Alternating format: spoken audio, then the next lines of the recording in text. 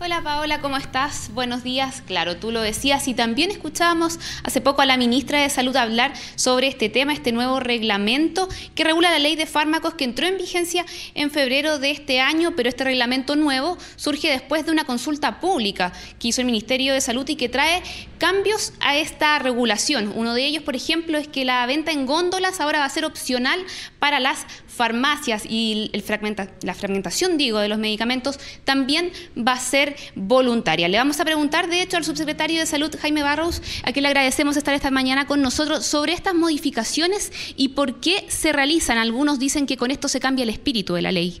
Hola, buenos días. Bueno, nosotros, como usted señalaba, tenemos la responsabilidad de elaborar un reglamento que es el reglamento de la ley de fármacos, y se hizo una propuesta que se sometió a consulta pública en julio pasado, y después del periodo de consultas y el análisis en que se recibieron más de 1.500 observaciones y sugerencias, el Ministerio de Salud hizo algunas modificaciones a esta propuesta original de reglamento.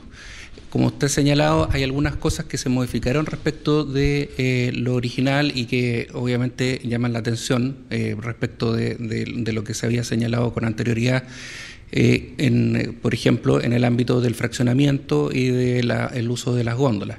En el primer caso del fraccionamiento, lo que nosotros hemos visto es que, si bien es importante llegar en algún momento como país a que los medicamentos se expendan en el número que está prescrito por el médico, no podemos garantizar la seguridad, la completa seguridad y la disponibilidad de químicos farmacéuticos en todas las farmacias como para hacerlo obligatorio en el momento de entrada en vigencia del reglamento. Disculpe, subsecretario, pero las farmacias entonces en este tiempo de preparación desde la entrada en vigencia de la ley no tienen las condiciones, por ejemplo, sanitarias para poner en práctica eso.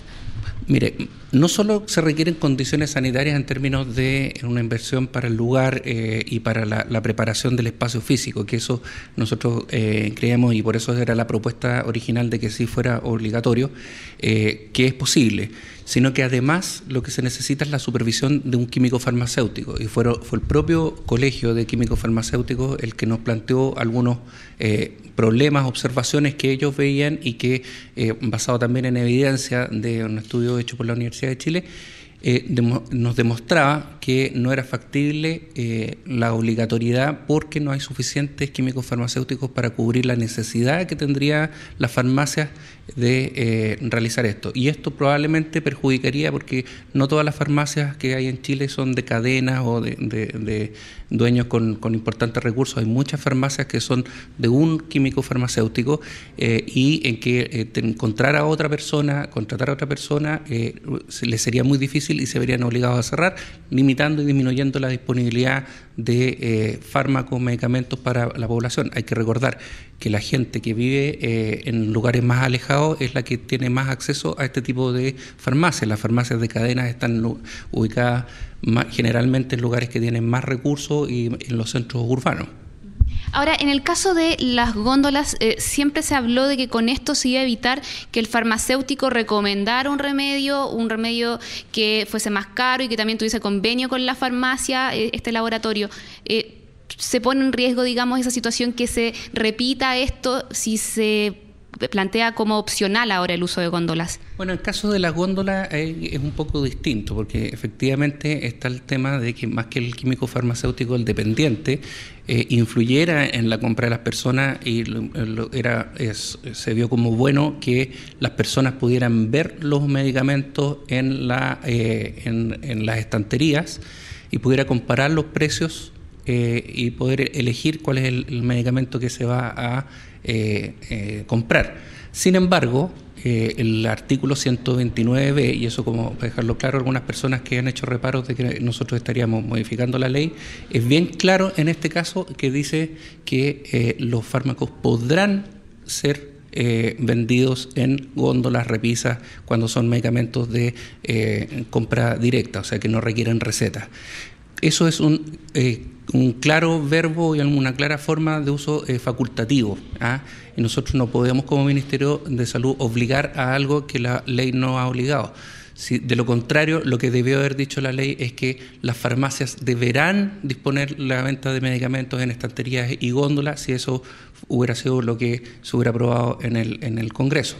Ahora, evidentemente, nosotros creemos que con la voluntariedad vamos a dar un paso en el sentido de que la gente pueda disponer de más información y se va a ir evaluando en la medida en que se vayan sumando farmacias al uso de los fármacos en góndola. Hay muchas farmacias que disponen de góndolas y que van a poner sus medicamentos en exhibición, o al menos las cajas de los medicamentos, y eso nos va a permitir evaluar cuál es el impacto que tiene esto y eventualmente promover un cambio en la legislación. Pero el reglamento no puede borrar lo que dice la ley. Otra situación que se dio a conocer ayer, subsecretario, es que la entrada en vigencia obligatoria de la bioequivalencia se pospone en un año. Y esto fue criticado por el exministro de Salud, Jaime Mañalich. De hecho, él hoy día publica una columna en que también critica esta opcionalidad que se da para el uso de góndolas y también para el fraccionamiento. ¿Qué les parece a ustedes estas críticas? Él incluso dice que Contraloría incluso podía vetar esto. Por supuesto, siempre existe la posibilidad de que los controles regulatorios nos digan que no nos haga algún reparo, pero nosotros estamos claros y nuestra convicción es de que eso no va a ser así. Pero lo importante en el fondo y que me gustaría ver es que el ministro Mañalich demostrara con evidencia si se cumplió o no se cumplió la promesa que él hizo de que los medicamentos bioequivalentes iban a bajar de precio. Porque la verdad es que esto no ha sido así. Los medicamentos bioequivalentes han generado aumentos de precio. La Cenabast está pagando un 11% más de los costos en medicamentos que tenemos que comprar y por lo tanto la promesa no fue cumplida. Y por lo tanto uno tiene que tener en consideración ese elemento para poder enreglar un proceso que en todos los países desarrollados se ha llevado adelante, pero se ha llevado adelante en tiempos prudentes. Y por eso es que nosotros hemos decidido alargar este proceso, dejarlo más claro y poder asegurarle a la gente que el tema de la bioequivalencia le va a dar más calidad a los medicamentos, pero también nos va a generar un gran impacto en su economía. Gracias, subsecretario, por acompañarnos esta mañana. Es un tema entonces que va a seguir generando reacciones, en específico también porque este reglamento y también esta ley están en pleno proceso y por lo tanto se pone en duda también cómo va a ser su continuidad en los próximos meses. Paola. Bien, Jacinta, muchísimas